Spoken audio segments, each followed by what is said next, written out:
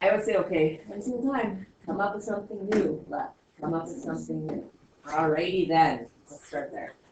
So the graph of y equals f of x is transformed to become the graph of y equals 4f 1/9 x, so it's all in one equals.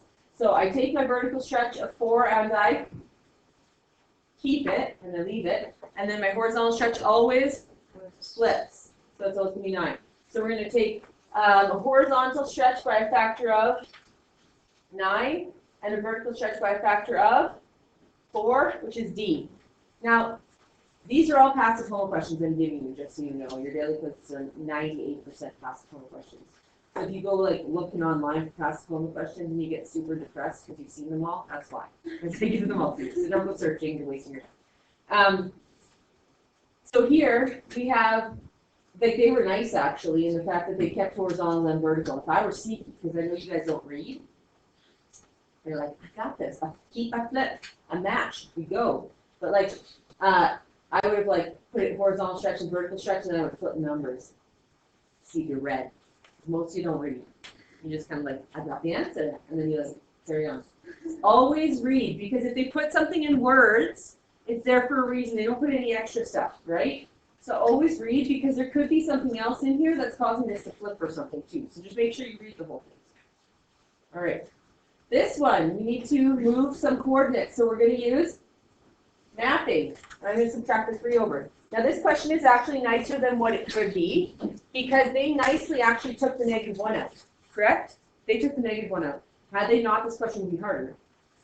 So whatever's in here affects my x. So my xy is going to become -x, and then I have a 1 in front. Now let's check. Do I have a 1 in front? If I check if I have 1 in front, then I'm good to go with the horizontal translation, which is +4, so I'm actually going to -4, because that's what I moved left. And then I'm going to go down 3, so y -3.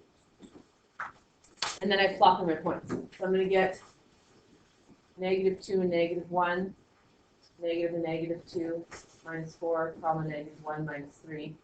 So I get -2 and -4. It's down here somewhere. And then I have, and people are like, boom, quadrant. I don't know, because I don't know my quadrants. That's usually where it's at. 1, 2, 3, 4. Really sucks when you can do the transformations be caught up on the quadrant. 1, 2, 3, 4. Ooh, I'm scared. Shedding like a cat. Okay. Then we have, you're like, 3, there's 1 coordinate in it. Is that the best way to go about something? And draw 1 point and be like, done? No. No, that's bad experience. Because what you might find is you actually messed up something, and half your graphs are 3 and half your graphs are 4, and unless you draw the whole thing, you might not realize, oh, it's wrong. So, we have -1, 1, which is negative, a -1, so positive 1 -4, comma 1 -3, and we get -3, comma -2. That's here. And then it ends up going like this, doesn't it? Like that. Well, because it's going to flip, and then it's going to move, and it's going to shove down. Yeah, there it is. Okay, so it is 3. If it were me and I was reading the test, I would plot all 4, because once again, I'm a rule follower and must plot all 4 in order to see real graph and make myself believe I did right. That's how I roll. This that I just did right now is a rebel. I could not do that on a rule test. Not a chance. It would make me cringe. Okay. The domain and range fun times. Yes, this is good. Okay, so let's think about domain and range. I haven't pushed this very much because I want you to get your transformations and stuff down first. But let's look at something totally opposite. So say I give you something like this. Boom shakalaka. Right? That's at point AB. That's what I'm labeling it. Okay? And I do this to it.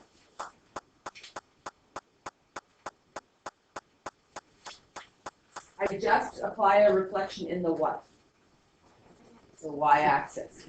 So when I reflect in the y, Is my range going to change? No. Because am I changing any y's here? Anything happen to my y's? No. So my range is greater than or equal to b, it would still stay that. If nothing affected my y's, my range would stay. Sometimes they trick question you. They'll say, what's my range? And then they do like 4 transformations, there's only 3. They do 3 transformations to your x. And you guys are like moving them all over the place and spending an hour on the question and nothing happened to the y's. So the range actually stayed the same. Right? So don't fall to things like that. I've seen it. And I'm like, there's so much math and so little time. Like, it doesn't affect your y's, doesn't affect your range, right? So my domain is being affected. And it's going to cause it to reflect. So instead of it being x is greater than or equal to a, a lot of people will tell me it's x is less than or equal to a because they won't draw it. But if you actually draw it, what is it? Negative a, is it not? So it would be less than or equal to negative a. So not only does it reflect it, which causes the inequality sign to flip, it also makes it negative. If it was negative, it makes it positive. Because you're multiplying your x's by -1. And it's going to cause your inequality sign to flip. So your inequality sign flips when you have reflections. If you have stretches, it's not going to do anything, right? Translate up and down, it's not going to change your inequality sign. Your only time your inequality sign changes on domain and range is if you have a reflection. Now, this one says, the range of the graph of y equals f of x is greater than or equal to 4. That's what this means. And we can write it out that way if it helps us out. The range of y equals f of x is stretched vertically above the x-axis by a factor of 2 and translated 9 down. Are both of those to the y? So both of those will affect the range. Could I have thrown in some, and it's horizontally stretched by a factor of 4, reflected into the y-axis, and it's horizontally translated 7 to the left. I could have added all of those. They would do nothing to range, but I could add those for extra words. So this diploma question was nice. They didn't add any extra stuff, but they can, right? Anything horizontally doesn't affect your range. Anything vertically does. Anything vertically doesn't affect your domain. Anything horizontally does. So I know that I'm going to stretch vertically by a factor of 2, and when I do, I say. So I know I'm going to get x, y. This is just to help me out to visualize it. X stays the same. I get 2y, and then I move 9 down, so minus 9. Is any of that reflecting?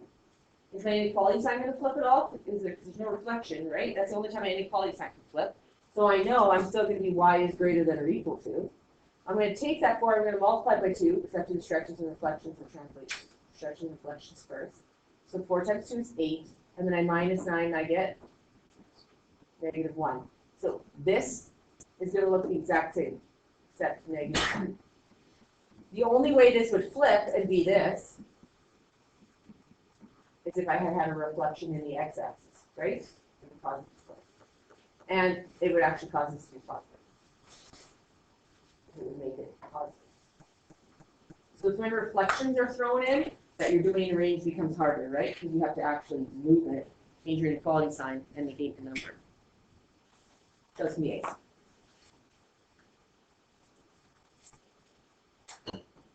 This one, they give it to you in standard form, which we have to do it in factor form anyways. The problem with this question often is people try and put it into this form. Remember I told you, we ignore what form they give me. You have to do it in one certain way, which is factor form. So I know I have x equals -6. I know I have x equals -2. I know I have x equals 2 multiplicity 2. Why isn't it 4, 6, 8, 10, 12? Why is it multiplicity 2? Because your degree is 4. I have 1, 2 already. I can only have 2. Right? So then I do y equals m, x plus 6, I have to get the factors, x plus 2, work them back, x minus 2, but don't forget to square it. What if one of these was x equals a half? Say it was. This makes it harder. What would your factor be? 2x minus 1, if you could work our way back, right? So this would have been 2x minus 1, right? Don't go putting x minus a half. They won't have that ever as an option. And it will screw up your a value if you don't think about it. Because here, if you have it in this form, you won't multiply by that 2 to get your a. You're going to multiply by 1 because you're going to go x minus a half, so you can throw an a value. So make sure you always bring it back as a factor like that. It's nothing to do with this question. All right. So we have 96 equals m, 0 plus 6, 0 plus 2, 0 minus 2 squared. 96 equals m. And we do 4 times 6 is 24 times 2 is 48. 5 by 48. 2. Now, the actual answer is going to be 2. It'll be the same thing. We're going to get y equals 2, x plus 6, x plus 2, x minus 2 squared. This is a nice question because the a is just what's in front of your x4. So if I do 2 times 1 times 1 times 1 times 1, I get 2, correct? How do they trump this question up? They put a fractional. They put a fraction in for your root. Because they put a fraction in for your root, it's no longer going to be 2. It would end up being 4 because you're going to have to multiply by the 2. So you have to watch. When they give you fractional x-intercepts, you can make it out to be a factor and then you multiply the 3. Right? That's how they make true. And then this bad boy. So this one here says it has 3 x-intercepts. One of them is -3. They were nice. They even gave you the one that you used. This is the x-intercept. We use the x-intercepts, right? And we use synthetic division. We always have to make sure, can we count down? Rocket counting, 3, 2, 1, 0. They were nice again. They didn't give you miss a placeholder. That's when it makes it harder. We get 4, 6, -17, and 3. Drop the 4, multiply, -12, add, -6. Multiply, +18, add 1, multiply, -3, add 0. And so we get 4x squared minus 6x plus 1. This is my A, this is my B, this is my C. I'm going to try to factor it because they gave me this format, which screams quadratic formula, right? The variable in this question is an x. So I'm going to go x equals. Please make sure when you do your quadratic formula you have the variable in front equal to. If you didn't do that, go back and make sure you do. Because if you just have a quadratic formula floating on your page, you're not actually using the formula. Because the formula on this one and on that one says x equals, right? Now, don't use x equals if your variable's m. Just make m equals. If your variable's p, do p equals, right? It's just what the variable is. They were nice and they left it as x. So we go minus a minus b.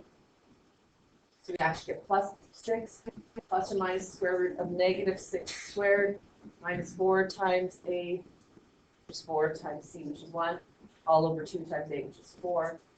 We get x equals 6, plus or minus 36 minus 16, which is 20. And then 20 breaks down into what perfect squares? 4 is 5, so we get x equals 6, plus or minus the square root of, I'm just doing over here, is 20. Breaks down to grade 10 again. If you see grade 10, it just comes back with vengeance every single day. 4 times 5. Now some people will tell me 10 and 2. Although those are lovely numbers, neither of them is perfect, so they would you just have 10 times 2 now. It wouldn't be any better, right? Bring the 4 out, it becomes a 2. We get 2 root 5. I really extended that root for some reason. Now this is like a 3-for-1 deal. It has to come out of here, here, and here. If it can't come out of all 3, can we take it out? No. If it can only come out of the top 2, say it was a 2 you can take out, you'd have to put 2 in the brackets what was left over. It wouldn't just evaporate. The only way the 2 can go away is because I can take it out of all 3. So 6 divided by 2 is 3, 2 divided by 2 is 1, 8 divided by 2 is 4, so I'm left with 3, plus or minus 1 root 5, 4. You don't have to show the 1 if you don't want to. And we wanted B and C, and B and C is in the place of what's under the square root in the denominator. So it's going to be 5, 4. Did it say respectively? Yes. So could I have answered 4, 5? No. You have to go B, C respectively means B, C in that order. All right? I'm going to hand out a little page out of your textbook so that you can physically draw on it. Because if I don't have this page, I caught people drawing on their textbooks. Proactive is what I need in here.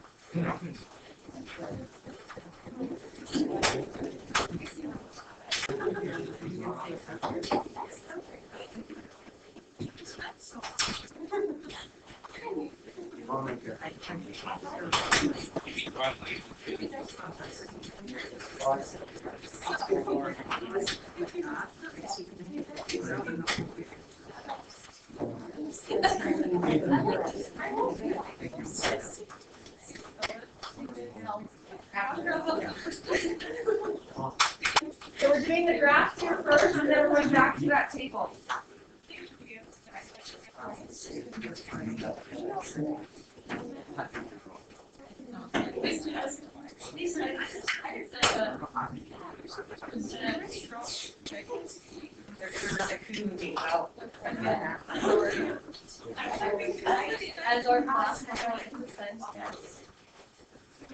So this is the last thing I want to go over that's new in the transformations part, and it's not new, but it's something that people struggle with. So what you'll be doing is what I meant to say, is you will be coming up with an equation of the transformed graph. And honestly, if you follow the steps we go over through today, people do not struggle on this. If you kind of daze out for a few minutes and come back, this is a struggling situation. So I'm going to put on thinking caps, and you're going to listen. We're going to bring it today. Yeah? It's been brought in. Yeah. Real. I think it's on Mean Girls. You guys are probably too young for that. What else? I've seen Mean Girls. Have you? Is that what's been brought in? And he watched it every weekend. It's that go-to movie when you're just kind of like just want to lounge around. I watch baseball. You watch Mean Girls. Yeah. Like I can fall asleep and wake up in baseball, and we're still in the same inning. You can fall asleep and wake up, but you've watched Mean Girls so much you know where you're at. Exactly. See? Friends. All right. So, the graph of the function y equals g of x represents the transformation of the graph of y equals f of x. So you really have to read to find out which one's original, which one's new. So it says g of x is the transformed one, so f of x is the original. Then we have to determine the equation of the form in y equals a f b x minus h plus k. So we're taking this f, we're going to apply something to it, and we're going to get g, right? And that's why the little f is in the equation here, because we're applying all these transformations to f to get g. So we wouldn't actually write it as y of x, we're going to actually write it as g of x equals the g, correct? Now, what are the first transformations we have to do? Stretches and reflections, because what operation do we do with them? Multiply. And bed mass we have to do multiplication first, correct? And then once we have done those, we can do the additions and subtractions, right? We're bed massing this when we're figuring it out, okay? So this is what we have to do first. We have to take our original and apply what stretches and reflections we need to get our graph, our original, to look like the shape of the red graph. Yours is not red. Yours is geoid, or black and white. You're fine. You can figure it out. So we're going to apply stretches and reflections to this one, to the f of x. Yeah, for you, you're okay. You're good with this. You roll better with black and white. Good. Good. All right. You have to remember when they're colorblind, they're not colorblind blue and red. Isn't it like green and blue or something? Yeah. See? So, this textbook is nice. It did blue and red. See? So, we have to figure out what we're going to do to this, apply it, and make sure we get the same shape as this red graph. If it actually landed on the red graph, we'd have no horizontal or vertical translations. If it doesn't land on the red graph, then we have to move it and get our vertical and horizontal translations, and we're done.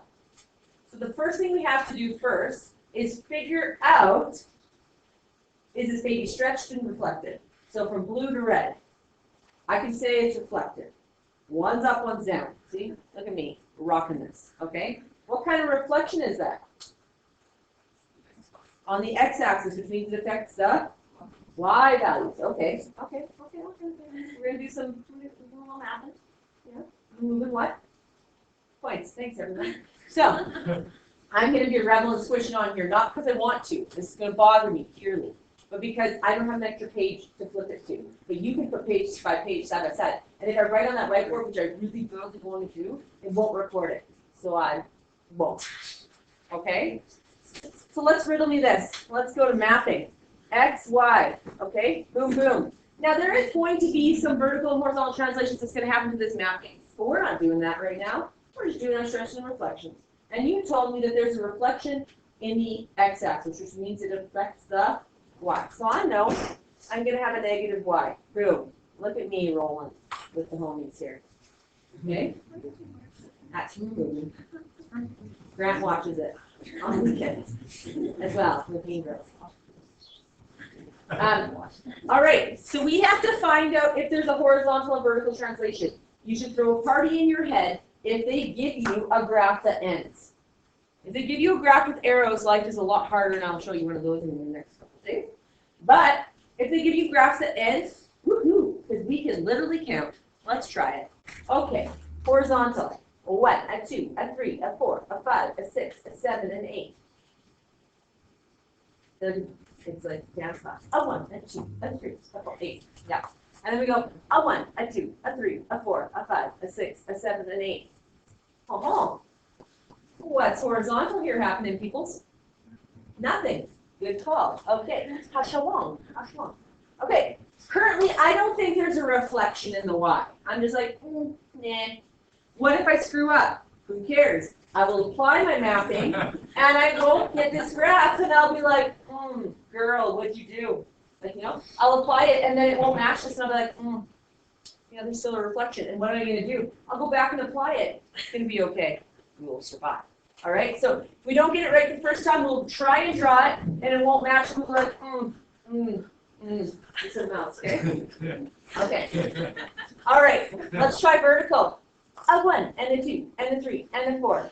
You can blatantly tell they're not the same, but what else? And then a 1, and a 2, and a 3, and a 4. Ooh, a 5, and a 6, and a 7, and a 9, and a 10, and 11, and a 12. What happened?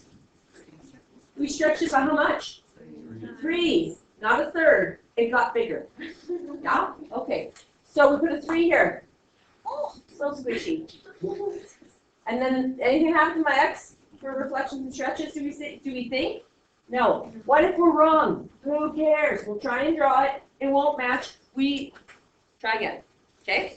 So let's apply. We're moving this blue one to hopefully get on top of the red one, right? That's our goal. Okay. Let's apply. I'm going to do to here, and to here.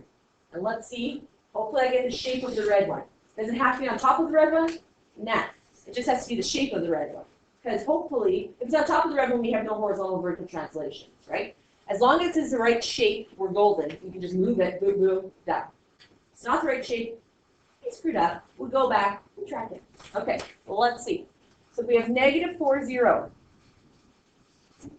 And it becomes negative 4, comma, negative 3 times 0, which is, oh, holy smoke noodles. It's going to stay invariant. Why the heck would that happen? Oh, my y is 0, and I'm multiplying it by something. It stays the same, right?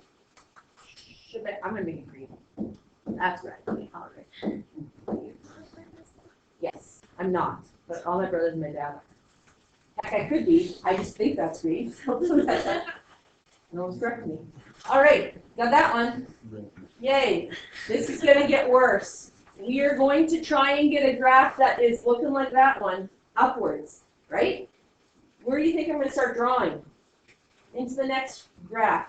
Yeah, so I'm going to go. Because that's what it's killing me inside, but I will roll with it because I am a rebel. So we have 0 and 4 next. And we get 0 and negative 3 times 4, which is 0 and 12. Oh, 0 and negative 12. Bear with me. All right. 1, 2, 3, 4, 5, 6, 7, 8, 9, 10, 11, 12. Yeah, there, approximately. I just randomly drew. That's yeah, good. That's 0 and negative. I'll leave it. This is killing every single person who is OCD with their organization skills. So I believe you can work through it. Because that would bother. I would do. Good. For all, you know. 4, 0. What's it going to become? 4, 0, because we're going to multiply by 0, and 0 makes matter. So it's going to remain invariant. Just for now, though. Right? It doesn't remain invariant for life. I haven't done any translation. Let's go like this.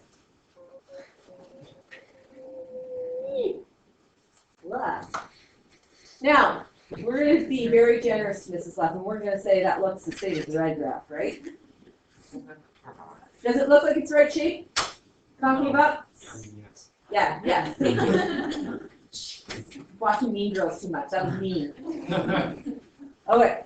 So we have a vertical distance of 12. We still have a vertical distance of 12. It's concave up. It's horizontal at 8. They look the same. They're just on top of each other, correct?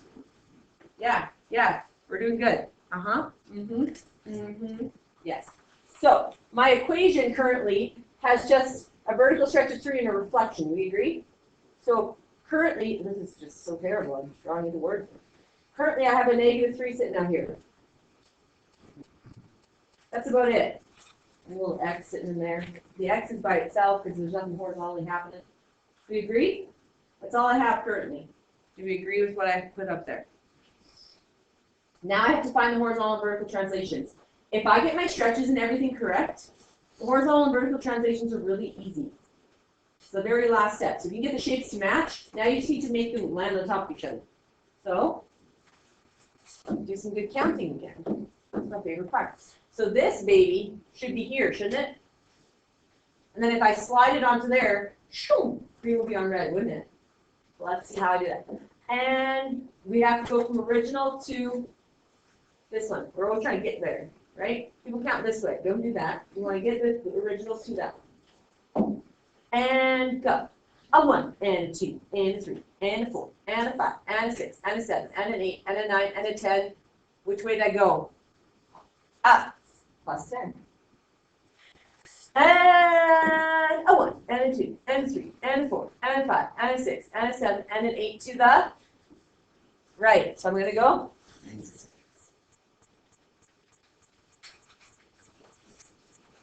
Minus 8. The other 8. Minus 8. Because I moved 8 to the right. Did that make sense? Everyone follow me? Clear as mud? Yes. Mm-hmm. That's not clear. What's a joke? No, I'm not. Everyone's just like, you're an idiot. Fine. Okay, we're going from blue to red. You're going to try this one on your own. It's homework. But we're going to work together with our brains a little bit first. Do we see any reflections? Yes. Yeah. What way? I'm on the x-axis, so it's going to affect mine. Do I have a reflection in the y-axis? So when let's visualize. If you're at home, you can't, because now you can't see what I'm doing. Well, we believe in you at home. So we're going to take it and we're going to flip it down. Is my point still in the same spot with the arm shooting out the other side? Yeah. So is there a reflection in the y-axis? No. Just stretch first. I might have pulled something. Push up. Okay. So we have a reflection in the y and a reflection in the x. What we guess. But what if we make it empty? We'll draw it. It won't match it. It'll look very similar, but we'll be like, oh, dude, it needs to flip still. And then you just go back and fix it, right? No big deal. No harm done, unless you give me that as your answer. Then lots of harm. All right. Flipping it. Then vertically, we just go, oh, 1, and a 2, and a 3, and we count. Yeah? And then horizontally, we go, oh, 1, and a 2, and a 3, and we count. And if it's not the same, there's a stretch. Yeah? We apply those, get the same looking graph as the red one here. It's just pointy and everything. It'll just go, vertical and horizontal. That's such great explanations right there for you. You're welcome. All right. So we're going to move on, but we're going to do, I'll let you try B right now. Your homework is going to be 10B and C on page, whatever this is, in textbook, page 40. That's going to be potty homework today. 10B and C. I'll let you have a moment. Wow, I can't see. To try B. So you can ask me questions if you get stuck.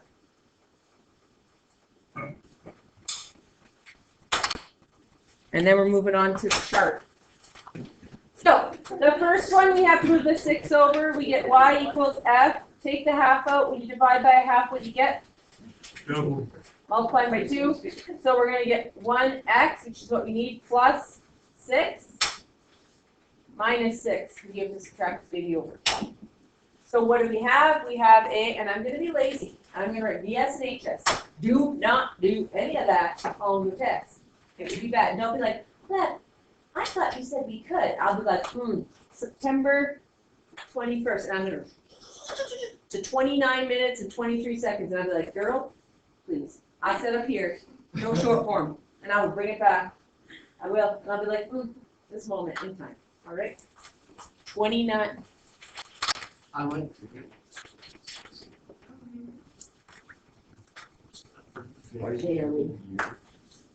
Writing this down, because there's always one person on the test who says you didn't say it.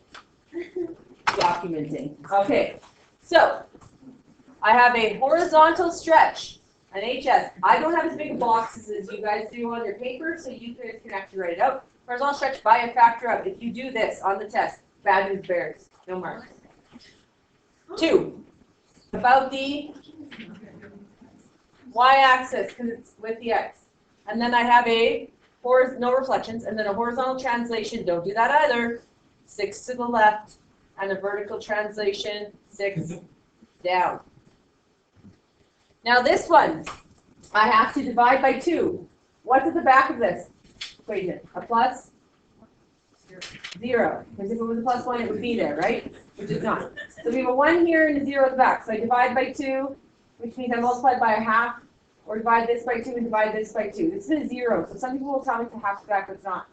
So we're going to get y equals 1/2 at the front, f, take a negative 1 out, and I get x plus 6. And then nothing is back, because that's just gone, right? That's a 0. So I'm going to get a vertical stretch by a factor of, does not flip, by a factor of a half, about the x-axis at Prefton mapping. And then I'm going to have a reflection. It's with the x, so I'm going to have a reflection in the y-axis. And then I'm going to have a horizontal translation, 6, left. Mapping is the same as words. So for here, I'm going to get x, y becomes negative x minus 6, comma 1/2 y.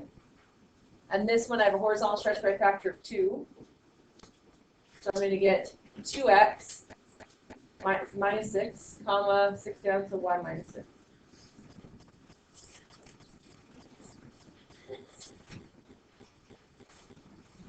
Okay, here I'm going to subtract by 3 first. Do you agree?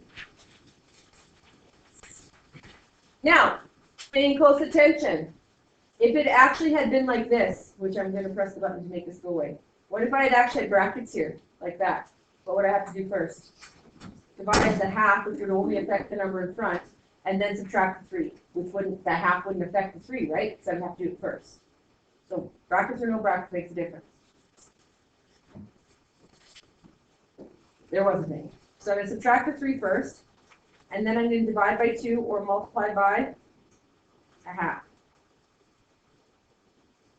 This whole thing by a half. So I'm going to get y equals a half in front. This is a 1 here. So I get 1/2 f, deal with that in a second, and then negative 3 times a half is negative 3/2. Here I'm going to take a negative a half out. So I'm going to get x. Negative 1 divided by negative a half is like negative 1 times, or positive 1 times negative 2, which makes it be negative 2. So I'm going to get a vertical stretch by a factor of 1/2 about the x-axis. The horizontal stretch always flips. So I have a horizontal stretch by a factor of 2, not negative 2, because negative isn't the stretch, about the y-axis. And I have a reflection in the y-axis because it's with the x.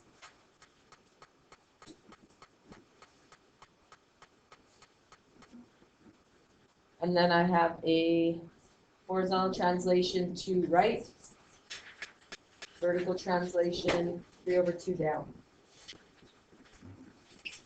And then your mapping is x, y becomes, vertical stretch affects your y, so 1/2 y, 2x, that affects your x, reflection in the y makes it negative 2x, to right, I add 2, 3/2 down, I subtract 3/2.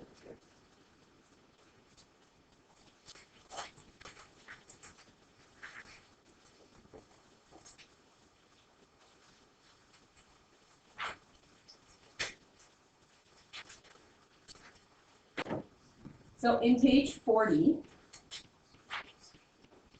it's all of it together. Okay? So for page 40, we already have 10 B and C. So I'll do that. I'll write that back in here anyway.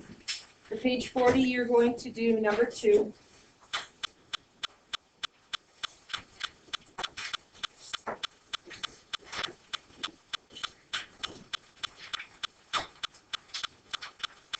5B,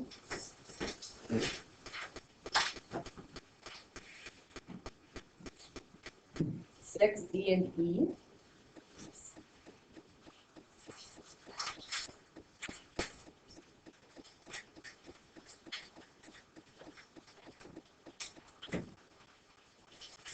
Seven C and F.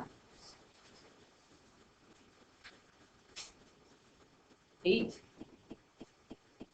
And then 10B and C.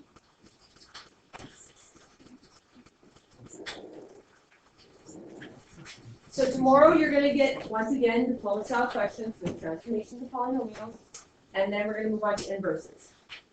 Your test is on Tuesday, just so you know. Because I'm lumping 2 units together, I'm not going to move on to the curriculum before then. You stay there until September 28th, because I gained 2 days by not making the review and write unit test on the first unit, right? I gained 2 days. So tomorrow, which is Wednesday, we learn the last lesson of this unit. Thursday, Friday, and Monday, we do practice questions. Now you might be like, wow, that's a lot of time. You need it. The transformations, you need to practice till you stop making oopsies. You stop flipping when you shouldn't flip, or changing when you shouldn't change it. Okay? By the end, you'll be like, wow, this is just so easy. Please, give me more. All the transformations. All the transformations. Okay? And the reason why is the textbook doesn't so we put them all together, which is what this does, but it doesn't give you a certain specific domain and then make you change the domain with all the transformations, right? It doesn't ask for the invariant point slide. So this is very basic. The textbook is very basic, and then the diploma style questions really delve into, do you know what you're doing? Giving you domains and ranges and stuff like that. So we're going to practice for that. That's not inside this textbook. So you're prepared. The importance.